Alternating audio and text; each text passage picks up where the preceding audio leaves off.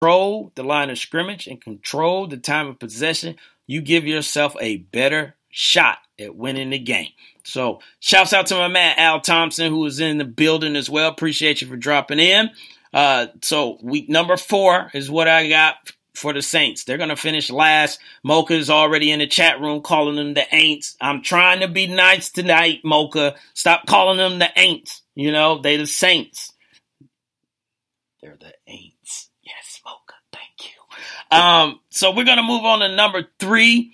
Before I move on to number 3, Sluggos said, even with a dominant offense, the Falcons were 7-5 before the run, so it's tough to predict which way it goes. So Sluggo is chiming in as well with the division, and we're going to get into that in just a second.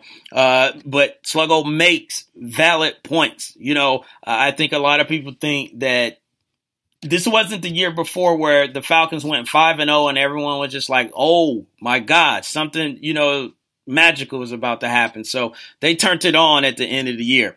Number 3 that I have in the NFC South, I got the Carolina Panthers finishing 3rd. So they had issues with their defense, not as bad as the New Orleans Saints. New Orleans, of course, I told you their defense was 27th overall, and the Panthers defense was 21st, you know, overall. So better, but not good enough, you know. They need to get back to the run game. And Christian McCaffrey, I told y'all about this guy that I would ride with Christian McCaffrey. Some people don't like him. Some people don't think he's worth the draft pick at number 8 overall. Here's the thing about it. I think Carolina is getting back to that two-headed monster that they had with D'Angelo Williams and Jonathan Stewart. But it's going to go back to, instead of being Jonathan Stewart being the lead back, it's going to go back to more of Christian McCaffrey, you know, the faster, the quicker, the do it all back that's going to be in that backfield. I think with that basically have Cam to be more dangerous than what he was, basically like he was 2 years ago. If Cam can stay healthy, you always got a shot, you know, with him. But Cam needs to improve on his passing. He's going to have to stand in that pocket at times. I don't think he really, you know, will run like he previously have. And that may be, you know, he just don't. And he would rather save himself because he's got injured. But get the run game back. Make sure Kelvin Benjamin is a factor. And he came off an ACL last year. So a lot of people say you need a whole year to be fully back. So I expect him to be fully back. There's no more Super Bowl hangover. You don't have to worry about that. And to me, if Cam can stay out of the spotlight, which it's just a distraction. It may not be for him, but it could be the other players. It could be the coaches. It could be, you know, I like it like this, where the spotlight, you talk about them, but you just don't turn on the searchlight, you know, on them. Because then he says something, then everyone takes it a certain way, then it's like he's defending himself out there. People are defending him and everything, and then we get all off track. So Mocha Bella says, Cam Newton seems so fake to me as far as his personality. Mocha, I don't know. I don't know. Yeah, we only can take what he presents us. And here's the thing I think about Cam Newton. I've said this before. Cam Newton he's just a sore loser. That's what it is. He hates losing. And there's nothing wrong with being a sore loser. You can be a sore loser. You just can't be a a-hole sore loser. You know, if you get into that realm, then that's where it's a problem. But with him, losing is not an option. It's not fun. That's not why he came, you know, to the game to play, to lose, to be all right. Now, he gets criticized for it a little bit, which I don't think he should. You know, other than the Super Bowl thing, it's just like you can't just get up and walk out. You know, dude, come on. But he just doesn't like losing. We see guys that's losing, and if they smiling, then they get criticized for that. What you smiling for? You know, you guys just got blew out or whatever. So you can't win either way. But he's just a sore loser. He just don't like to lose. You know, very competitive guy. That's it. That just is it. He just don't like to lose.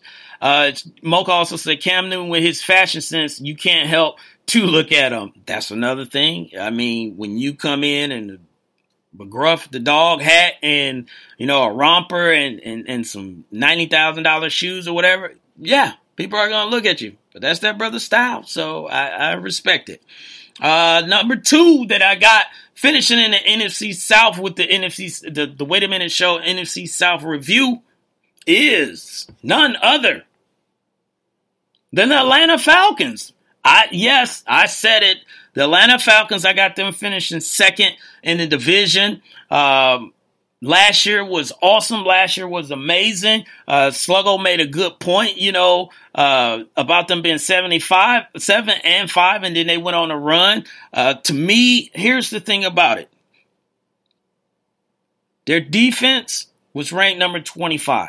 Of course, we know that's not good enough. They came on late when I say the defense, and I think this defense is going to climb. And y'all made me think I'm crazy, but I actually think the Falcons defense will probably be a top 10 defense. Last year, they were number 2 offense. You got a new OC in Sarkisian. He said he's pretty much going to keep it intact, you know, like Shanahan had it. But here's the thing about it. You can have that, but how you call the game is a totally different thing. You got to expect that there's going to be something, you know, a little different. The other thing you got to expect, and Falcon fans kind of get mad at me when I say this, but I don't mean this to be harsh or angry or anything like that. But, and Sluggo, I see your comment. I'll go to that in a second. But what I'm trying to say is, remember when the Minnesota Vikings, they had Randall Cunningham, Chris Carter, Randy Moss, I forget the running back because he retired early. I wish he's on ESPN too. But they scored so many points that year. It was just crazy. I mean, Randall was just throwing it up and Randy was going to get it. Another example, the New England Patriots. Randy Moss was on that team. He had 23 touchdowns. Tom Brady had 50 touchdowns that year. 50. And I'm not talking about Curtis Jackson. Peyton Manning. He came off of neck surgery. 55 touchdowns. Double nickels. That's something. Jordan, double nickels. Peyton, double nickels. Touchdowns. Demaryius Thomas, I think Eric Decker was on that team. And Julius Thomas, them boys bought out.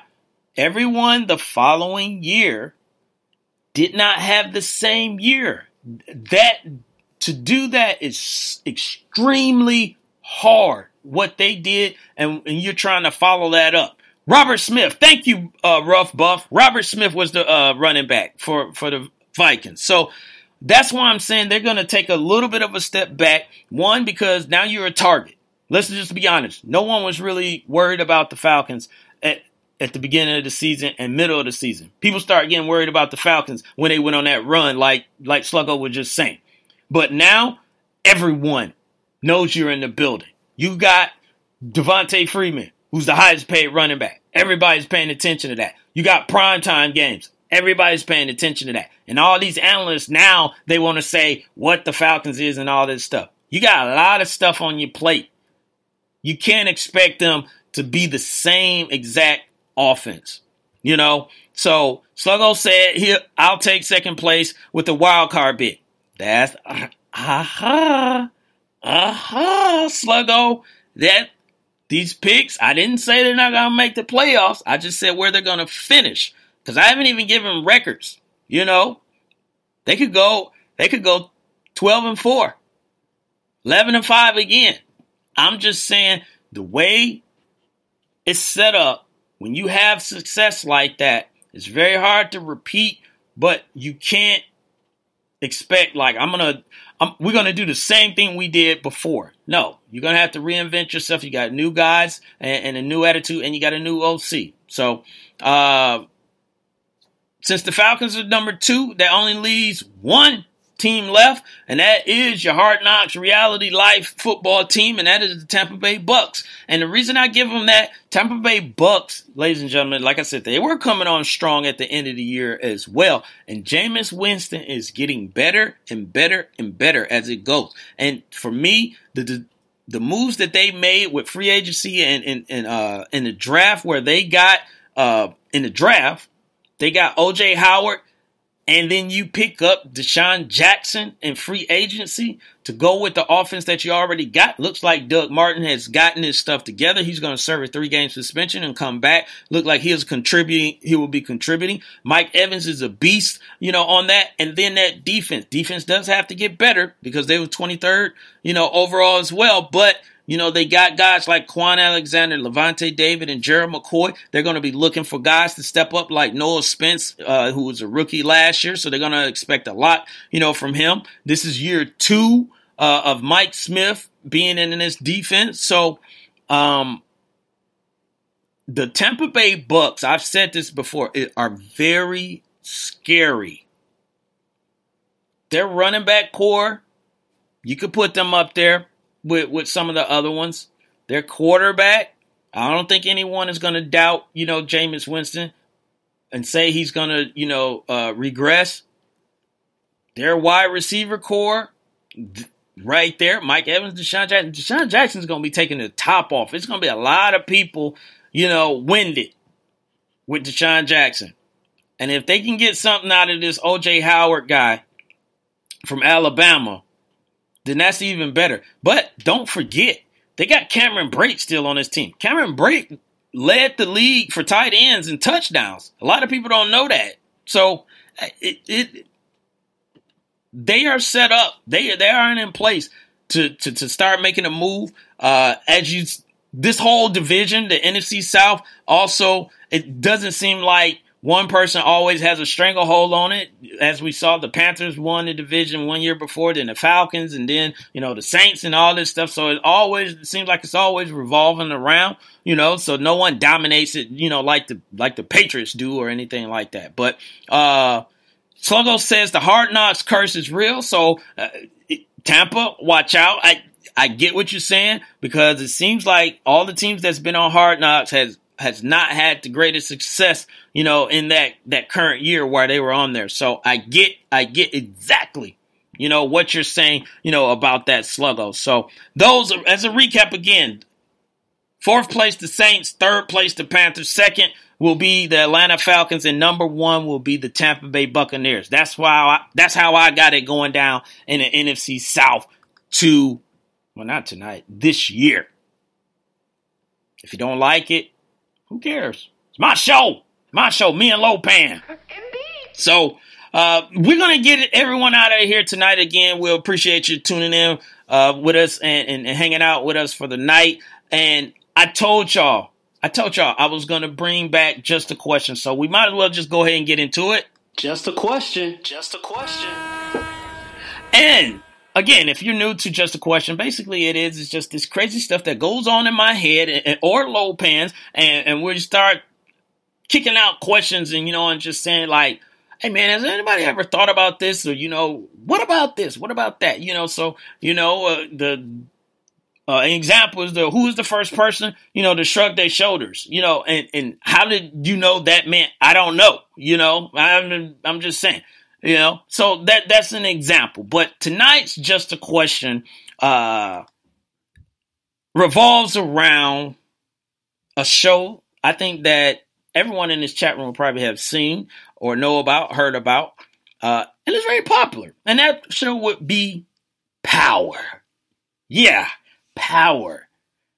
Ghost, Kanan, Tasha, Tommy, Lakeisha, all these folks that's on there. Dre.